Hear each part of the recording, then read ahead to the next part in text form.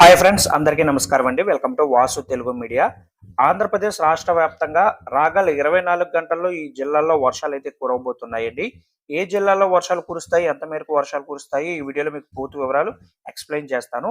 అలాగే ఆంధ్రప్రదేశ్ రాష్ట్ర వ్యాప్తంగా స్కూల్స్కి, కాలేజెస్కి ఈ జిల్లాల్లో సెలవులు ప్రకటించారు. సో ఏ జిల్లాల్లో సెలవులు ప్రకటించారో ఈ వీడియోలో పూర్తి వివరాలు తెలుసుకుందాం. కాబట్టి వీడియోని ఎక్కడ స్కిప్ చేయకుండా పూర్తిగా చూడండి. ఈ వీడియో లైక్ చేసి మీ మిత్రులందరికీ షేర్ చేయండి, వాళ్ళకు కూడా ఇన్ఫర్మేషన్ తెలుస్తుంది. అలాగే మీరు ఇంకా మన ఛానల్ని సబ్స్క్రైబ్ చేసుకోకపోతే వెంటనే సబ్స్క్రైబ్ చేసుకుని పక్కన ఉన్న బెల్ ఐకాన్ని ఆల్ నోటిఫికేషన్స్ని యాక్టివేట్ చేసుకోండి. ఇక వివరాలు చూద్దాం. మొంతా తుఫాను తీరం దాటినప్పటికీ రాగల 24 గంటల పాటు ఆంధ్రప్రదేశ్ రాష్ట్ర వ్యాప్తంగా పలు జిల్లాల్లో వర్షాలు కురవనున్నట్లుగా మనకి ఇక్కడ మ్యాప్ చూస్తే తెలుస్తుంది. మనకి ముఖ్యంగా చూసుకుంటే కనుక ఉత్తర ఆంధ్రప్రదేశ్ అంటే శ్రీకాకుళం, విజయనగరం, విశాఖపట్నం, అల్లూరి సీతారామరాజు, అనకాపల్లి మొదలైనటువంటి జిల్లాల్లో ఈ రోజు మోస్తరు నుంచి భారీ వర్షాలు కురిసే సూచనలు ఎక్కువగా కనిపిస్తున్నాయి. ముఖ్యంగా అల్లూరి సీతారామరాజు, పార్వతీపురం మన్యం, శ్రీకాకుళం జిల్లాల్లో 1-2 చోట్ల భారీ నుంచి అత్యంత భారీ వర్షాలు కురిసేటువంటి అవకాశాలు అయితే ఇక్కడ మనకి మ్యాప్ లో స్పష్టంగా అయితే కనపడుతుంది. ఇక విశాఖపట్నంలో కూడా పలు చోట్ల మోస్తరు నుంచి భారీ వర్షాలు కురిసే అవకాశాలు కనపడుతున్నాయి. అలాగే మనకి తూర్పు గోదావరి జిల్లాలోను, అలాగే కాకినాడ, కోనసీమ జిల్లాలో కూడా మనకి వర్షాలు కురవనున్నట్లుగా తెలుస్తుంది. 1-2 చోట్ల భారీ వర్షాలు నమోదయ్యే అవకాశాలు కూడా కనపడుతున్నాయి. తీర ప్రాంతాల్లో చూసుకుంటే మనకి ఇక్కడ శ్రీకాకుళం నుంచి కోనసీమ వరకు కూడా ఈదురుగాలు వీచే అవకాశాలు కూడా కనపడుతున్నాయి. కాబట్టి మత్స్యకారులు ఎవరు కూడా సముద్ర తీరం వైపు వెళ్ళకూడదని చెప్పేసి మనకి ఇక్కడ అధికారులు కూడా మనకి హెచ్చరికలు జారీ చేయడం కూడా జరిగింది. ఇక మనకి వెస్ట్ గోదావరి, ఏలూరు, అలాగే కృష్ణా జిల్లా వరకు కూడా ఈ రోజు వర్షాలు కురిసే అవకాశాలు అయితే కనపడుతున్నాయి.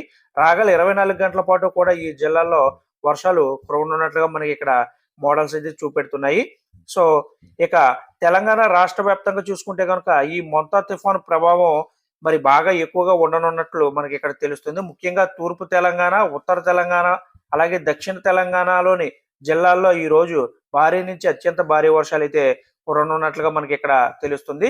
మొత్తంగా మనకి ఏపీ వ్యాప్తంగా చూసుకుంటే కనుక శ్రీకాకుళం నుంచి కృష్ణా జిల్లా వరకు కూడా ఈ రోజు వర్షాలు కురవనున్నాయి.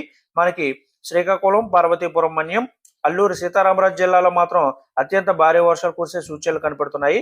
ఇక మిగిలిన ఉత్తరాంధ్ర జిల్లాల్లో తేలికపాటి నుంచి మోస్తరు వర్షాలు, 1-2 చోట్ల భారీ వర్షాలు కురవనున్నట్లుగా మనకి ఇక్కడ తెలుస్తుంది.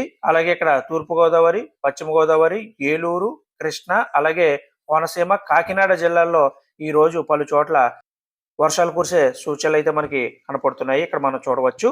అలాగే రాయలసీమ వ్యాప్తంగా ఇక్కడ మనం చూడవచ్చు. తిరుపతి, చిత్తూరు జిల్లాల్లో తేలికపాటి నుంచి చెదురుబుదురు వర్షాలు అక్కడక్కడ కురవనున్నట్లుగా మనకి ఇక్కడ మ్యాప్లో అయితే చూడవచ్చు.